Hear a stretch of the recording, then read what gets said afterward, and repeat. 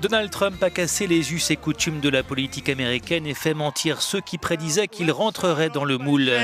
Après une longue campagne électorale, il s'est lancé dans une tournée de remerciements et en parallèle a peaufiné son administration, faisant défiler les candidats dans le hall de la Trump Tower. Et les vainqueurs de ce casting sont à son image, pour la plupart des hommes blancs, âgés et fortunés, des hommes d'action à défaut d'être des hommes de pensée. Pour résumer, une équipe de patrons.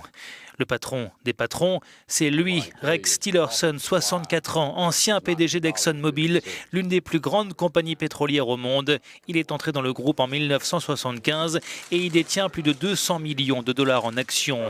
Tillerson est par ailleurs un proche de Vladimir Poutine. Il s'oppose aux sanctions prises contre la Russie suite à l'annexion de la Crimée. On retient aussi dans l'équipe Trump un nombre inhabituel de généraux. James Mattis, nommé à la défense, est connu pour son franc-parler et sa méfiance envers l'Iran. Quant à John Kelly, nommé à la sécurité intérieure, l'une de ses missions sera la construction d'un mur à la frontière mexicaine qu'il juge vulnérable.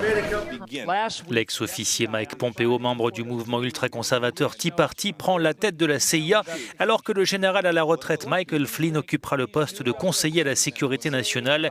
Il a été un opposant farouche à la politique étrangère de Barack Obama. Au Trésor arrive un ancien de Goldman Sachs, Steve Mnuchin, actuellement gestionnaire d'un fonds spéculatif. À droite, Wilbur Ross, dont la fortune s'élève à 2,9 milliards de dollars, est nommé secrétaire au commerce. Il s'oppose au traité de libre-échange nord-américain et à l'appartenance de la Chine à l'OMC. À la protection de l'environnement, Trump a placé un climato-sceptique, Scott Pruitt, idem à l'énergie avec la nomination de Rick Perry, qui sera notamment responsable de l'entretien et de la gestion des centrales nucléaires et armes nucléaires.